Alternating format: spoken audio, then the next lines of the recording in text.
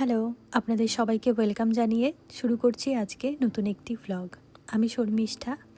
আশা করি আপনারা সবাই খুব ভালো আছেন, সুস্থ আছেন, আর আমরাও বেশ ভালো আছি।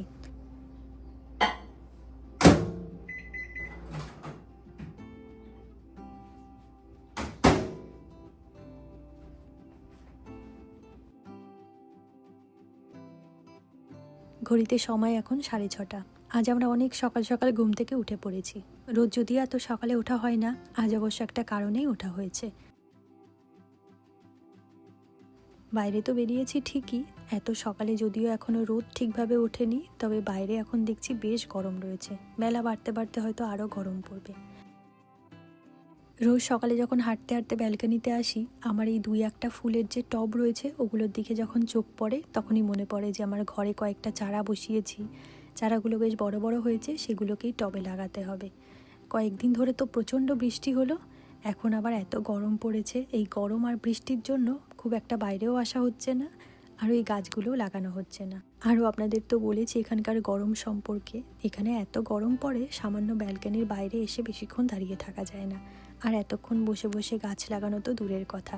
আর তার উপরে এদিকে আমার এবছরের মতন গাছ তো রেডি হয়ে গেছে, আর সেদিন আমি 2 বস্তা মাটিও কিনে নিয়ে এসেছি। সব সেরকমই রয়েছে, কিন্তু গাছ আর লাগানো হচ্ছে না। ভাবছি এর মধ্যেই একদিন সময় করে ওগুলো লাগিয়ে ফেলবো। তো চলুন, এখন এসেছি সোজা রান্নাঘরে নিজের জন্য কিছুটা জলখাবার বানাতে। যদিও এত সকালে আমি কখনোই খাই না, তবু ওই যে আপনাদের বললাম আজ একটু বিশেষ কারণে ঘুম থেকেও সকালে উঠে পড়েছি, আর সমস্ত কাজগুলো একটু তাড়াহুড়ো করে সেরে নিচ্ছি।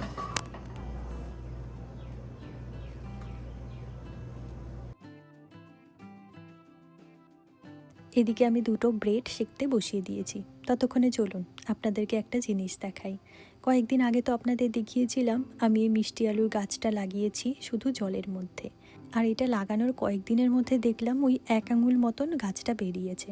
তখনই না আমি একটা ভুল করে ফেলেছিলাম, এটাকে নিয়ে বাইরে রেখেছি, আর বাইরে যেই রেখেছি ওই 1 আঙুল মতন যে গাছটুকু হয়েছিল তারপর থেকে আর হচ্ছেই না। আর তখনই আমি এত হতাশ হয়ে পড়েছিলাম যে এত দ্রুত গাছটা বড় হচ্ছিল, হঠাৎ করে কী এমন হলো যে গাছটা আর বড় হচ্ছে না। এরপর আমি খানিকটা রাগ করেই গাছটাকে ঘরে নিয়ে এসে শুধু জানলার পাশে রেখেছিলাম, যেখানে কোনো রোদই ছিল না, শুধু জানলার বাইরে থেকে যে আলোটুকু পাওয়া যায় সেটুকুই পাচ্ছিলাম। আর তখনই দেখলাম গাছটা খুব দ্রুত বড় হচ্ছে, আর এখন এতটাই লম্বা হয়ে গেছে এটাকে মনে হয় না আমি বেশি দিন এখানে রাখতে পারবো। তবে আমি পরে যেটা বুঝলাম, যেহেতু আমি এটাকে জলের মধ্যে লাগিয়েছি, তাই বাইরের হাওয়া বা রোদের আলোতে না গাছটা খুব একটা ভালো হবে না। যখনই আমি এটাকে ঘরের মধ্যে এনে রেখেছি তখনই এটা খুব দ্রুত আর খুব সুন্দরভাবে বড় হচ্ছে।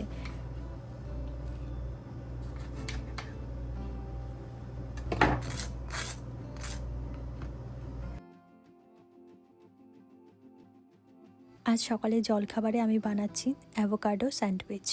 এটা খেতে ভীষণ ভালো হয়, তবে অন্যান্য দিন আমি এতে চেষ্টা করি একটা করে ডিম, পেঁয়াজ এগুলো দিয়ে বানানোর। তবে আজ সেগুলো কিছুই দেবো না, আজকের দিনটা একটু নিরামিষ রাখবো। আর ওই যে আপনাদের বললাম আজ অনেক সকাল সকাল ঘুম থেকে উঠেছি, তবে কেন উঠেছি এটা তো আপনাদের বলাই হয়নি। আজ ঠিক 5 বছর পূর্ণ হলো আমার বাপি আর আমাদের মাঝে নেই। আমি যে বছর আমেরিকাতে আসি ঠিক তার আগের বছর আমার বাপি মারা গেছে। তাই আজ মন্দিরে যাব, একটু ঠাকুরের কাছে প্রার্থনা করব, পুজো দিয়ে আসব।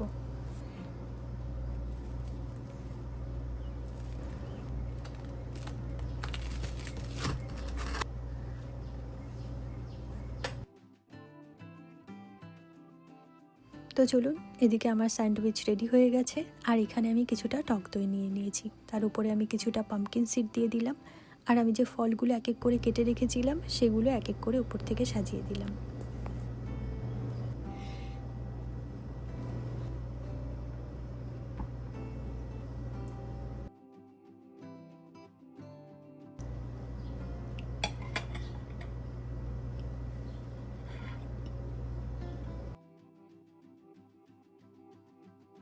তো চলুন, এদিকে তো আমার জলখাবার রেডি হয়ে গেছে, আর এর মধ্যে ওকে একবার ফোন করেছিলাম, ওর আসতে এখন অনেকটাই সময় লাগবে।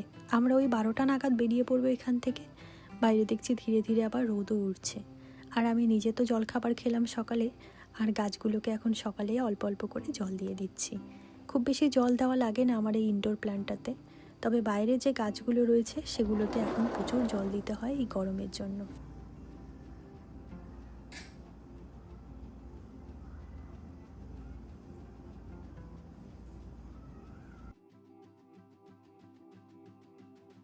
গাছে জল দেওয়ার পরে ঘরে আমার কিছু টুকটাক কাজ রয়েছে, সেগুলো ভাবলাম এক এক করে সেরে ফেলি। গতকাল এই টেবিল ক্লথ আর উপরের কভারটা আমি কেচে দিয়েছিলাম, এখন সেটাকে আগে পেতে নিচ্ছি। সাদা রং তো আমার খুব পছন্দের একটা রং, আর শুধু আমারই না, আমার মনে হয় বেশিরভাগ মানুষই সাদা রঙের জিনিস, যেমন এই বিছানা চাদর, টেবিল ক্লথ, এগুলো খুবই পছন্দ করে। আমিও ভীষণ পছন্দ করি, তবে এগুলো মেনটেন করা খুবই কষ্টকর। আমার দ্বারা তো খুব একটা সম্ভব হয় না, তবুও আমি চেষ্টা করি এগুলোকে সুন্দর করে রাখার।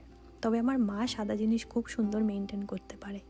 আমিও তো অবশ্য মায়ের মতন কোনো দিনই হয়তো পারবো না, তবে একটু একটু করে চেষ্টা করছি। মাস তিনেক আগে আমি এই টেবিল ক্লথটা কিনেছিলাম অ্যামাজন থেকে। আসার পর এটা দেখে আমার এত পছন্দ হয়েছে, তবে এটা কিন্তু সুতির না, সিনথেটিকের। আর এই টেবিল ক্লথটা যেহেতু সাদা নিয়েছি, তাই খুব স্বাভাবিকভাবে এটা মেনটেন করা একটু চাপের হবে, বিশেষ করে যেহেতু এখানে খাওয়া দাওয়া হবে। তাই আমি একসঙ্গে একটা ট্রান্সপারেন্ট কভার নিয়েছি। তাই দুটো একসঙ্গে পাতার পর এটা দেখতেও ভালো লাগে, আর তেল মশলা পরে নষ্ট হওয়ার ভয়টাও থাকে না।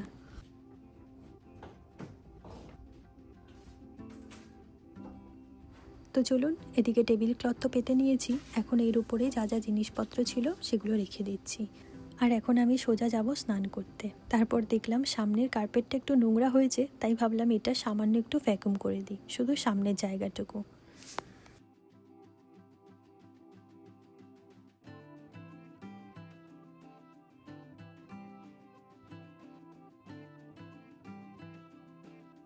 টুকটাক যা যা কাজ ছিল মোটামুটি সেগুলো করে নিয়েছি, আর এই সামনের জায়গাটাও পরিষ্কার করে নিয়েছি।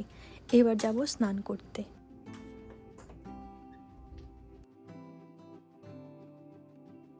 স্নান সেরে নিয়েছি, আর এখন আমি পুজোটাও দিয়ে নেব। আজ আমি রান্নাবান্নার কোনো ঝামেলা রাখিনি।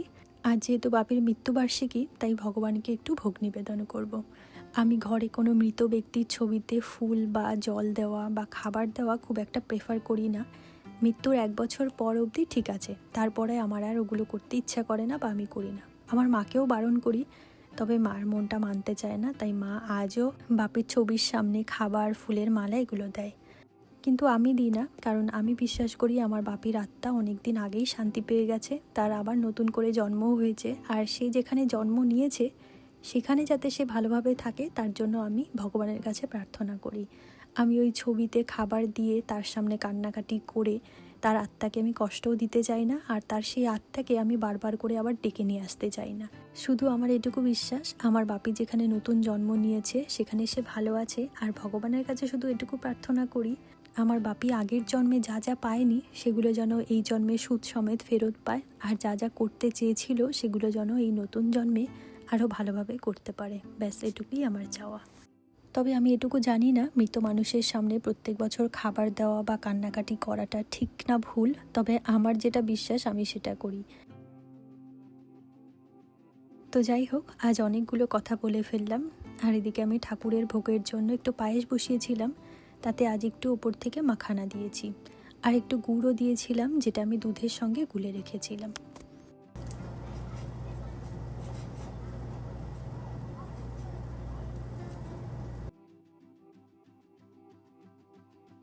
তো চলুন, এদিকে আমার ভোগ রান্না রেডি হয়ে গেছে, এখন এটাকে আমি বাটিতে নামিয়ে নিচ্ছি।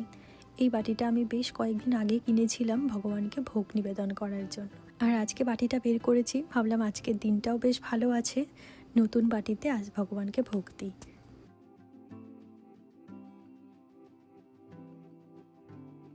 আর এখন আমি এর উপর থেকে কিছুটা কাজু আর কয়েকটা কেসারের স্ট্যান্ড ছড়িয়ে দিচ্ছি।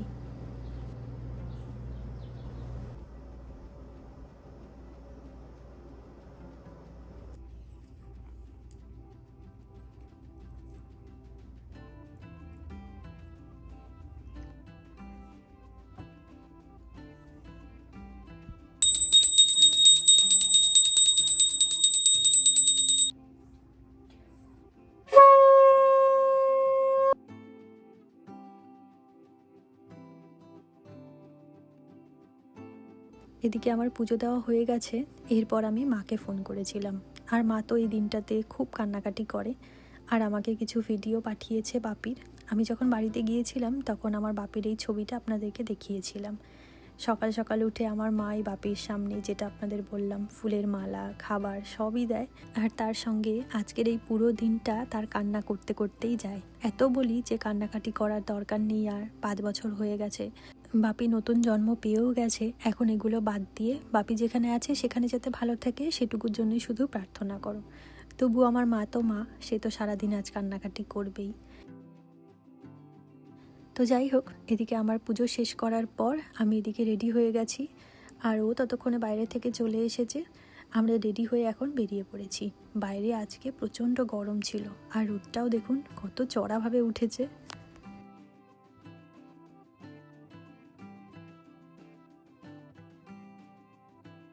আজকে আমরা যাচ্ছি দুর্গা মন্দিরে, যেটা আমাদের ঘর থেকে খুব কাছাকাছি জায়গায় রয়েছে, আর যেখানে যেতে আমাদের 1 ঘন্টা সময় লাগবে। এটাই পেলাম কাছাকাছি। আর এখানকার মন্দিরগুলোতে যে কোনো অনুষ্ঠানের জন্য আগে থেকে অনলাইনে পুরোহিত বুক করতে হয়। তো আমরা এখান থেকে একটা পুরোহিত বুক করে নিয়েছি, আর সেখানে গিয়েই ওই যা যা মন্ত্রপাঠ আছে বা যা যা করণীয় সেগুলো করতে হবে। যদিও উনি আমাদের কিছুই নিয়ে যেতে বলেননি, যা যা আমাদের লাগবে সেগুলো ওখান থেকেই প্রোভাইড করা হবে। তবু ওই মন্দিরে দেখেছি অনেক দেবদেবী আছেন, তাই ভাবলাম সোজা একটু ইন্ডিয়ান বাজার যাই। এতদিন পরে যখন ঠাকুর দেবতাদের সঙ্গে দেখা করতে যাচ্ছি, সঙ্গে করে একটু কিছু না নিয়ে গেলে কি হয়, তাই কিছুটা মিষ্টি আর ফল নেওয়ার জন্য আমরা আবার ইন্ডিয়ান বাজারে এলাম। আর আজকে আমরা একটু তাড়াহুড়োর মধ্যেও ছিলাম, আর একটু টেনশনও কাজ করছিল, কারণ এখানে আমরা প্রথমবারের মতন যাচ্ছি। সেখানে কি কি হবে বা কী কী নিয়মকানুন আছে আমাদের যেহেতু জানা নেই, তাই ভাবলাম একটু আগে পৌঁছে যাওয়াটাই ভালো হবে। তাই আর এদিক ওদিক ঘুরলাম না, সামনে যে কটা মিষ্টি পেলাম পছন্দ মতন কয়েকটা মিষ্টি তুলে নিলাম। আরও যখন আমরা অনলাইনে মন্দিরটা দেখলাম, সেখানে কি কি ঠাকুর দেবতারা আছে যখন সার্চ করলাম, দেখলাম সেখানে হনুমানজিও আছে, তাই একটু মতিচুরের লাড্ডু নিয়ে নিলাম। আর এখানে আজ ফল দেখলাম খুব ভালো আসেনি, হাতের কাছে আপেলটা পেয়েছি, তাই সেটা নিয়ে এবার ছুটলাম।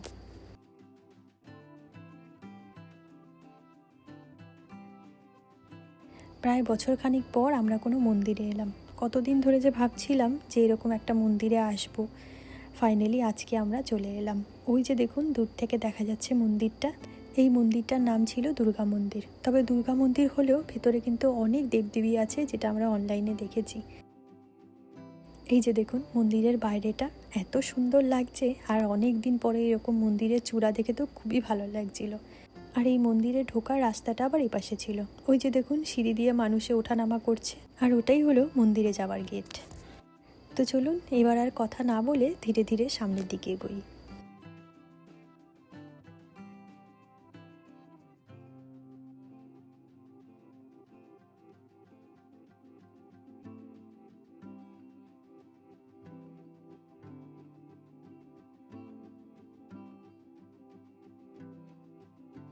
ঢুকেই মন্দিরের সামনে অনেকটা জায়গা ছিল, আবার একটা কর্নারে জুতো রাখারও জায়গা রয়েছে।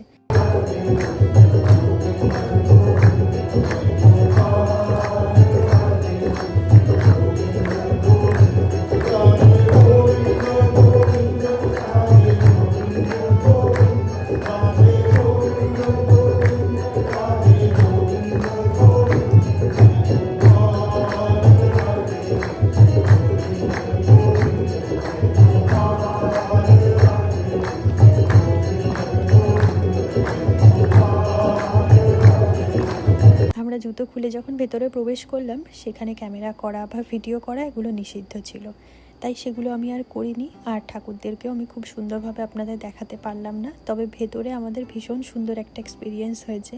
আমরা আমাদের মনের মতন করে খুব নিষ্ঠা সহকারে পুজো দিতে পেরেছি। আর ওখানে যে পুরোহিত মশাই ছিলেন তিনি ভীষণ ভালো ছিলেন, আর আমাদের যিনি পুরোহিত মশাই ছিলেন উনি ছিলেন সাউথ ইন্ডিয়ান, তাই আমাদের সমস্ত মন্ত্র উনি হিন্দিতে পাঠ করিয়েছেন।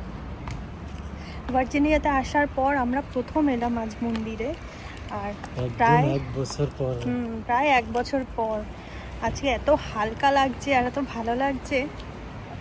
এখন থেকে প্রায়ই আসবো আমরা এই মন্দিরটা, খুব ভালো। আমরা এখানে এসে পুজো দিয়েছি বাপির নামে, অনেক কিছু করলাম, আরতি করলাম, শেষে এখন প্রসাদ নিয়ে বাড়ি যাচ্ছি। খুব ভালো লাগছে আজকে। না, আরতিও হয়, এত সুন্দর আরতি হয়েছে। আমি প্রায় কতদিন পর যে এরকম আরতি শুনলাম, আর এরকম একটা সুযোগ যে পাবো আজকে কিন্তু ভাবতেই পারিনি। খুবই ভালো লাগলো, বলার মতন না। ভেতরটা তো আপনাদের দেখাতে পারিনি, তবে ভেতরে অনেক দেবদেবীরা ছিলেন। মা সরস্বতী, মা কালী, দুর্গা দেবী, শিব পার্বতী, গণেশ ঠাকুর, হনুমানজি, ভেঙ্কটেশ্বর, রাধাকৃষ্ণ, সাই বাবা, সমস্ত ধরনের দেবদেবীরা এখানে ছিলেন।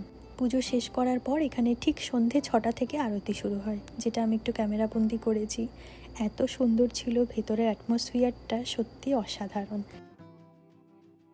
তো যাই হোক, আমাদের সমস্ত কাজকর্ম এরপর পুজো আরতি শেষ করার পর আমরা প্রসাদও পেয়েছিলাম। তবে ওখানে বসে প্রসাদ খাওয়ার কোনো জায়গা ছিল না, তাই আমরা গাড়ির ভেতরে নিয়ে এসেছিলাম। এখানে অনেক ধরনের প্রসাদ ছিল, আর প্রসাদের কথা তো আলাদাভাবে কিছু বলতেই হয় না, সেটা সব সময় অমৃতই হয়। প্রসাদ শেষ করার পর আমরা আবার বাড়ির দিকে রওনা দিলাম। আমাদের বেরোতে বেরোতেই 7টার মতন বেজেছে। আর আমরা যে রাস্তা ধরে ঘরের দিকে যাচ্ছিলাম, রাস্তাটা দেখুন কত সুন্দর গাছপালা রয়েছে চারিদিকে, খুব সুন্দর ছিল। আর আজকের দিনটা অনেক দিন পর মন্দিরে এসে গাটা মনে হচ্ছে একেবারে হালকা হয়ে গেল। খুব সুন্দর কাটালাম আজকের দিনটা। তো যাই হোক, চলুন আজকের ভ্লগটি আর খুব বেশি বড় করব না, এখানেই আমার ভ্লগটি আর শেষ করি। আবার আপনাদের সঙ্গে দেখা হবে খুব শীঘ্রই নতুন একটি ভ্লগ নিয়ে। ততক্ষণের জন্য আপনারা সবাই খুব ভালো থাকবেন, সুস্থ থাকবেন। আর আমার ভ্লগগুলি যদি আপনাদের ভালো লেগে থাকে, একটা লাইক করে চ্যানেলটিকে সাবস্ক্রাইব করে নেবেন। আর কেউ যদি ফেসবুক পেজ থেকে দেখে থাকেন, অবশ্যই আমার পেজটিকে একটা লাইক করে দেবেন। তো চলুন আজকের জন্য টাটা।